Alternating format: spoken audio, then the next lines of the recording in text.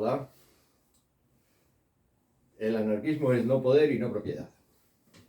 El no poder podría ser, al menos en términos teóricos, fácilmente aceptado. En primer lugar, no todos tenemos las mismas opciones políticas, ni siquiera entre los que tienen opciones políticas al uso, están todos de acuerdo. Por lo que, en principio, parece ser que el poder político, es un asunto bastante problemático.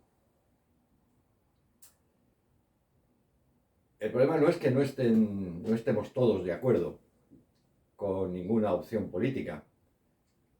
El problema es que se supone que los políticos saben política. Y ante cualquier problema, se supone que debe haber un fondo de conocimiento compartido.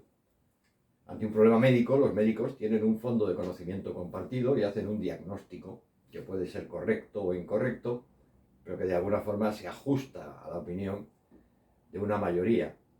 A los mecánicos les sucede lo mismo, a los albañiles, a los arquitectos les sucede lo mismo. Sin embargo, en el mundo de la política no hay nada parecido. Es decir, ante un problema, no es que no haya un acuerdo acerca de las soluciones que hay que aplicar para resolverlo. Es que ni siquiera hay un acuerdo en cuál es el problema.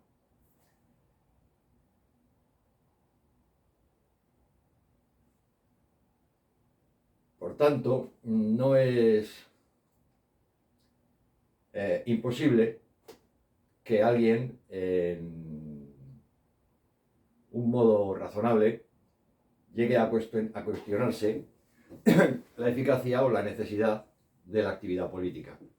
De hecho, mucha gente se la cuestiona y la inmensa mayoría de la gente se cuestiona la actividad política de los políticos que están en el poder. Es decir, estadísticamente, en este momento, no sé si habrá 3 o 4 países en los que los políticos en el poder cuenten con la adhesión de más del 50% del posible electorado. De hecho, los sistemas electorales están hechos para que con poquitos votos se pueda formar el gobierno. Pero también es no propiedad. Y esto es mucho más complicado. Desde el principio, desde que existen registros históricos, ha habido poder. Y desde que existen registros históricos ha habido propiedad. De hecho, creo que uno de los primeros textos escritos que tenemos proviene de Ur y básicamente son contratos. Es decir, tenemos propiedad desde el principio de los tiempos en los que existen registros históricos. Y entonces alguien llega y dice, no propiedad. En primer lugar, lo asombroso es que alguien se plantee la posibilidad de que no exista la propiedad. Es decir, está ahí, históricamente siempre ha estado ahí, y cómo es que a alguien se le puede haber ocurrido la asombrosa idea de decir que no debería existir la propiedad. Bueno, pues si siempre ha estado ahí, pues debe ser una cosa natural con la especie, con el ser humano, y debe ser que no hay otra manera de resolver las cosas. Parece ser que sí la hay, y de hecho existen comunidades en el Amazonas que no tienen propiedad privada, es decir, viven en comunidad. Problema, son comunidades pequeñas, es decir, están compuestas por muy pocos individuos. Prácticamente viven de la caza y la recolección, consecuentemente no tienen problemas de agricultura, ni de a quién pertenece la tierra cultivada, ni quién tiene que cultivar la tierra, ni quién tiene que beneficiarse de los productos de la tierra. Es decir, en una pequeña sociedad en la que se vive de la caza y se vive de la recolección, hoy tienes suerte tú, cazas y comemos todos, mañana tengo suerte yo, cazo y comemos todos. Hoy tienes suerte tú, encuentras bayas y comemos todos, mañana tengo suerte yo, encuentro bayas y comemos todos. Es decir, es posible vivir sin propiedad en una situación en la que la acumulación de la propiedad no aporta ninguna ventaja. Es decir, si en esas pequeñas sociedades de pronto decidiesen instaurar un régimen de propiedad privada, pues cada uno de los propietarios pasaría mucha hambre.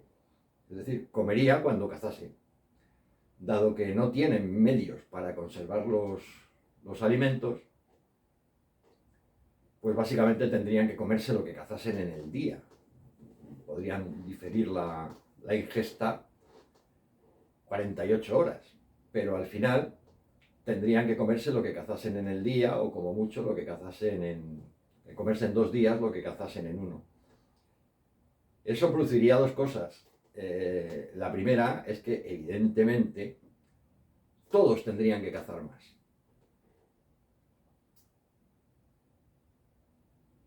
Y además produciría un problema evidente, y es que todos tenemos que cazar más significa que vamos a esquilmar más rápidamente el territorio que ocupemos. Si esquilmamos más rápidamente el territorio que ocupamos, una de dos: o aumentamos el ritmo de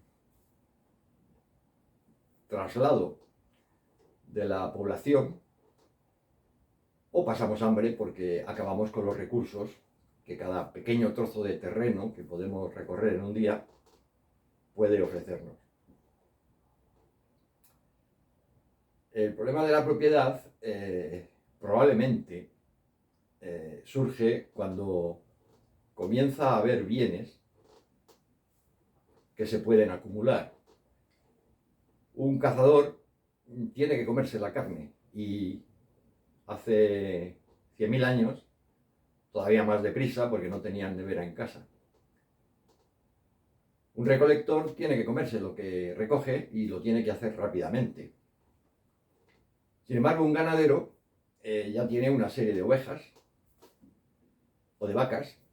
Esas ovejas van a tener crías, va a aumentar el rebaño, hay que cuidarlo, hay que ordeñarlo, hay que esquilarlo, hay que conseguir la carne.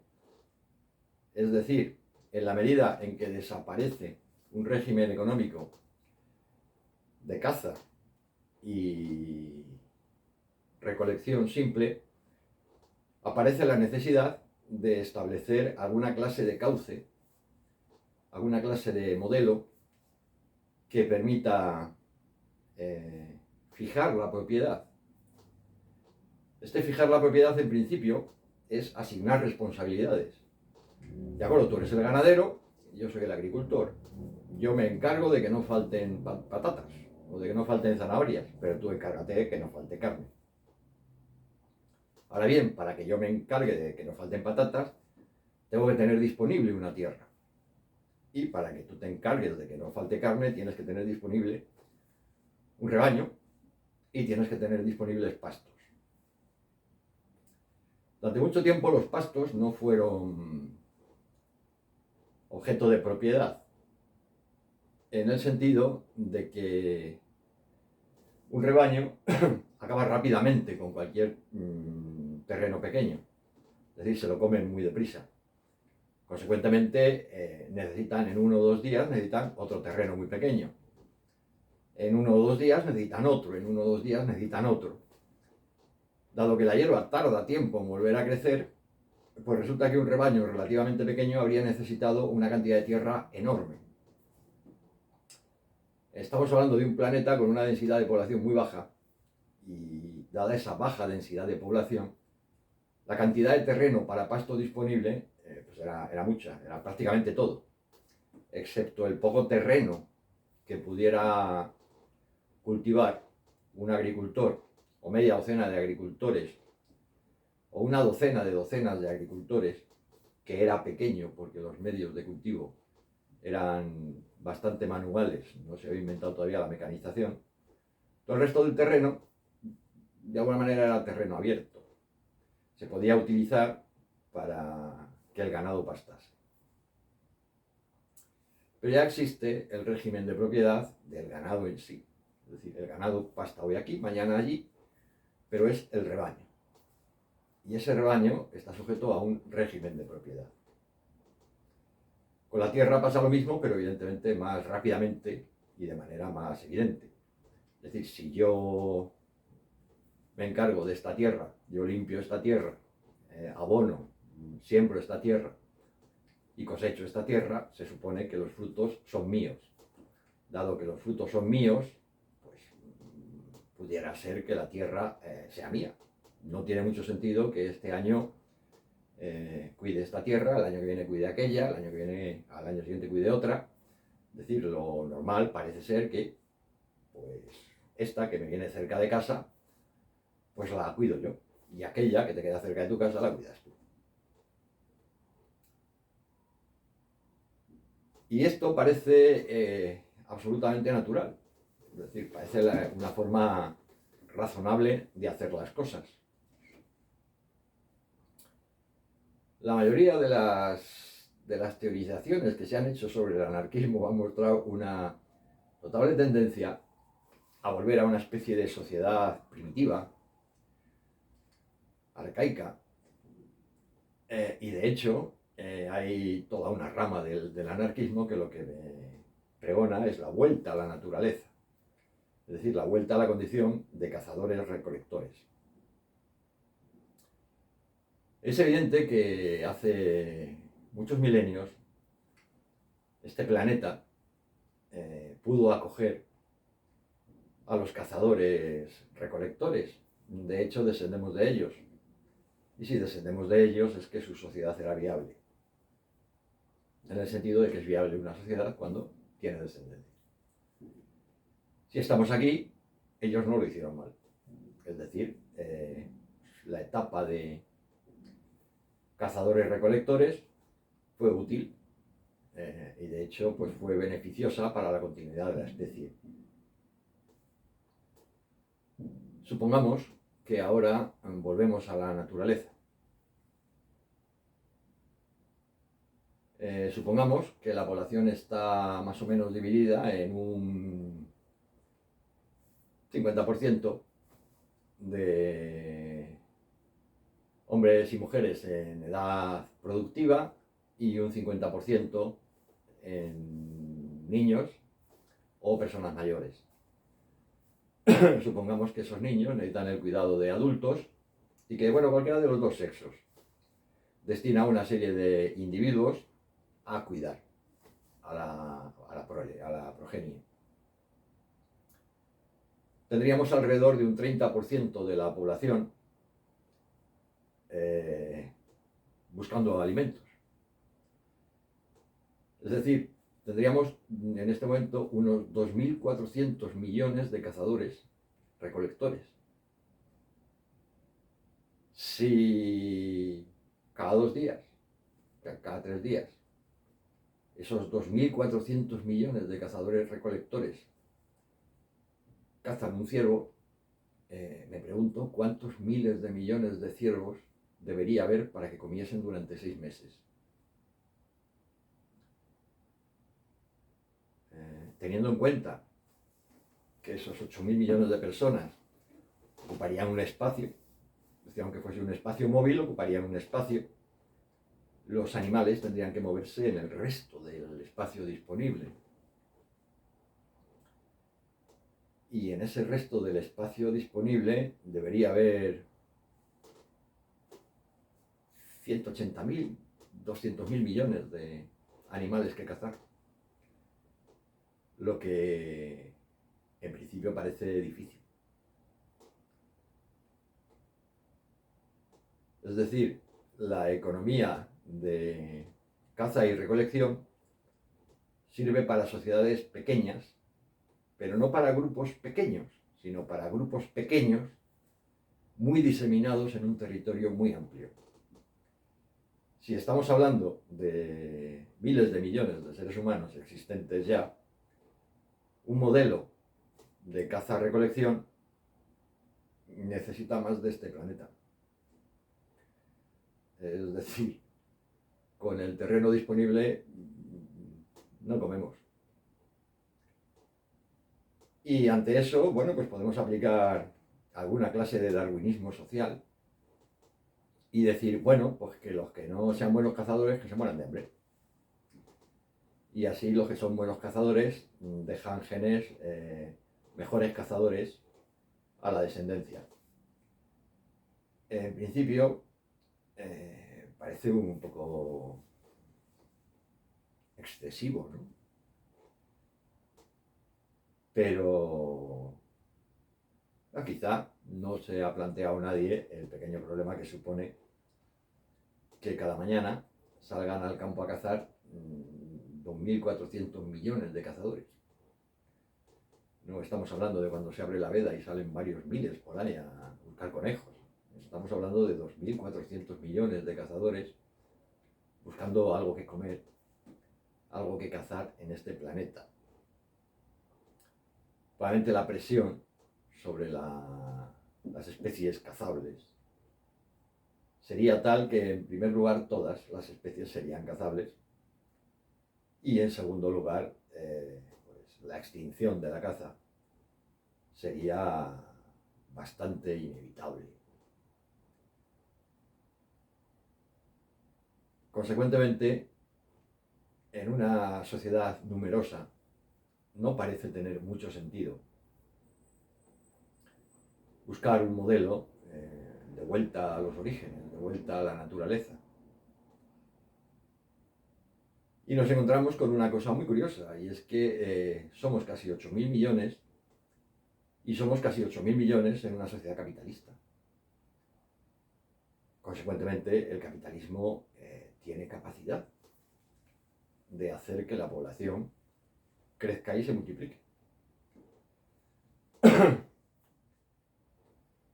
Y si tiene la capacidad de hacer que la población crezca y se multiplique, ¿para qué plantearse la necesidad o la posibilidad de cambiarlo? No tiene sentido.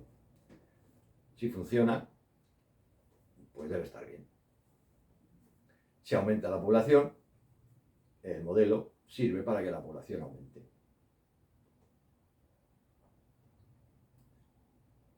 Y si tenemos un modelo que sirve para que la población aumente, ¿qué sentido tiene hablar de no propiedad? Está claro que con la propiedad, esté distribuida como esté distribuida, está aumentando la población. Está aumentando constantemente y de manera expansiva durante los últimos 100 años. Ha habido un proceso acelerado de mecanización del campo que produce más nutrientes, y al mismo tiempo ha habido un avance en la medicina que prolonga la vida de los que tienen que alimentarse. Es decir, nacemos más y vivimos durante más tiempo. El modelo funciona.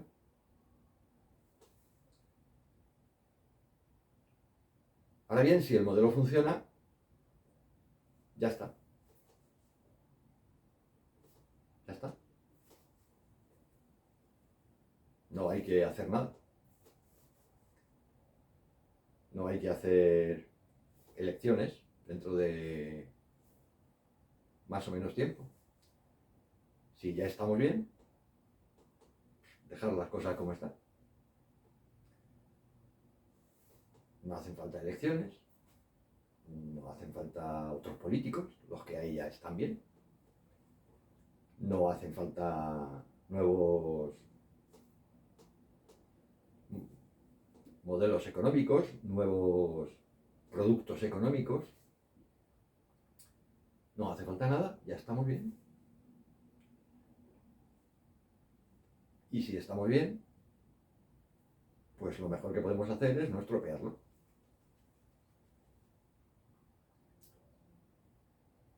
Y sin embargo, constantemente estamos oyendo quejas. Pero si estamos bien, si la población crece constantemente, si la especie cada vez ocupa más espacio en el planeta y cada vez tiene mayores niveles de seguridad en cuanto a su subsistencia, en cuanto a su nutrición, en cuanto a su seguridad sanitaria y en definitiva en cuanto a su número, ¿dónde está el problema? Está todo perfecto. Pues deberíamos dar gracias a quien sea y parar. Hemos conseguido lo que se deseaba conseguir al principio. Hemos conseguido una sociedad que funciona perfectamente.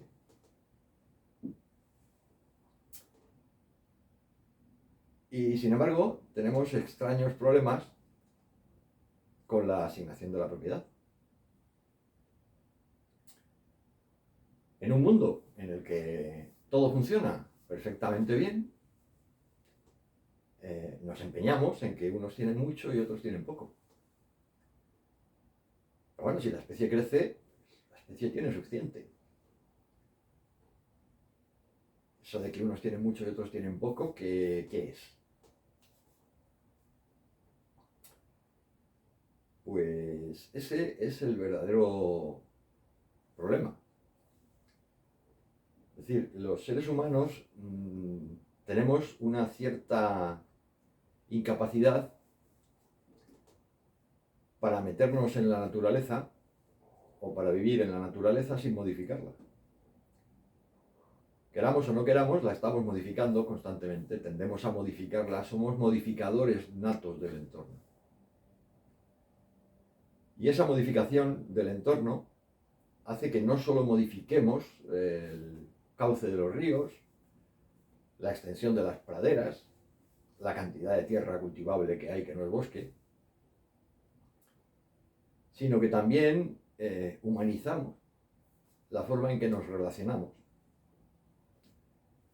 No creo que haya mucha gente por ahí que tenga ganas de discutir si la sociedad del siglo XVIII, que por cierto también permitió el incremento de la población, también era una buena sociedad, consecuentemente, pues no creo que nadie quiera discutir si la sociedad del siglo XVIII, con sus esclavos, era más humana que la que tenemos ahora.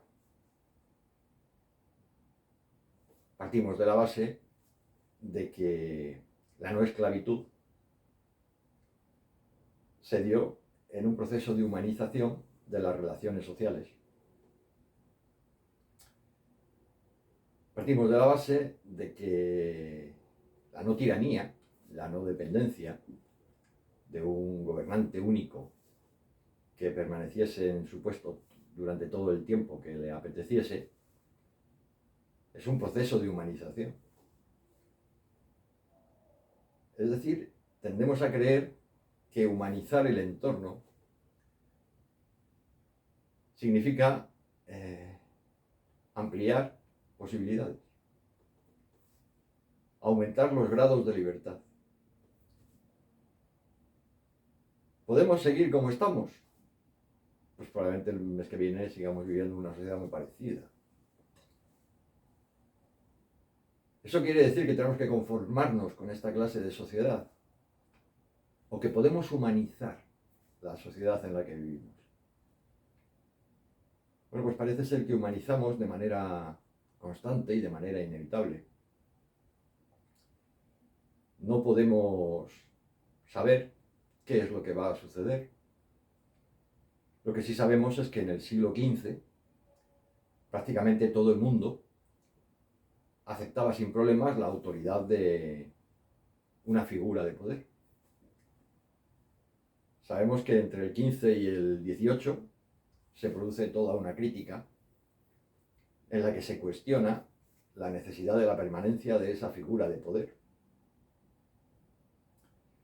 Sabemos que en el XIX pues se producen toda una serie de revoluciones cuyo resultado final es que, al menos en términos formales, el poder ha quedado debilitado y está sujeto a una normativa legal. En el siglo XVI, lo que decía el que mandaba era lo que valía, porque el que mandaba, mandaba, pero además era el que hacía las leyes. Y si alguna ley iba contra su mandato, se limitaba a modificarla. En este momento hacen algo parecido, pero por lo menos tienen que cambiarlas, ¿no? Y existen tribunales. Es decir, parece que el proceso de humanización es un proceso de ruptura de las estructuras excesivamente rígidas de poder. Y al mismo tiempo parece ser que el proceso económico ha mostrado una tendencia fácilmente verificable a romper la situación de una inmensa mayoría que no tenía absolutamente nada. Es decir, parece ser que debilitar el poder, dar cada vez más responsabilidad a los que no tienen ninguna y quitar responsabilidad a los que las tienen todas, es un proceso que se ha venido dando durante los últimos siglos y es un proceso de humanización. Y parece ser que con la propiedad sucede algo parecido. Eso lo asombroso no es si el anarquismo tiene razón o no tiene razón. Lo asombroso es que a alguien se le ocurriese que podía existir semejante opción. En el siglo XV no había anarquistas. A nadie se le habría ocurrido decir que ni poder ni propiedad. De hecho, no hay anarquistas prácticamente nominalmente hasta el siglo XIX y a efectos prácticos hasta finales del siglo XVIII, que es cuando comienzan las primeras formas de pensamiento anarquista.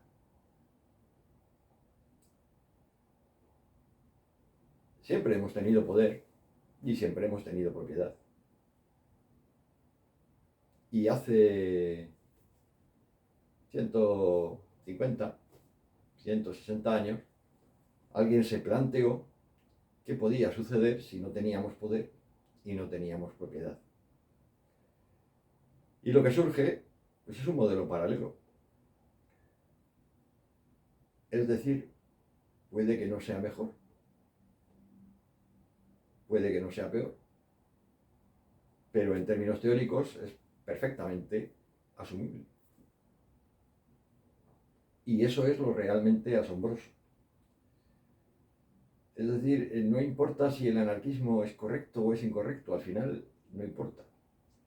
Lo que importa es si el anarquismo es o no es expresión de un proceso de humanización de los seres humanos. Y eso sí importa. Porque si es expresión de un proceso de humanización, podemos tener todos los problemas que queramos a la hora de buscar la forma de aplicarlo. Pero si es un proceso de humanización, una sociedad más humana tiene que tender a aplicarlo. Porque renunciar a ello sería retrotraernos a etapas anteriores de la historia en las que la sociedad era menos humana. Sobre todo si entendemos lo humano como la creación de los seres humanos. Y si no entendemos la humanización como la creación de los seres humanos, la pregunta evidente es ¿qué otra cosa podría ser? Buenas noches.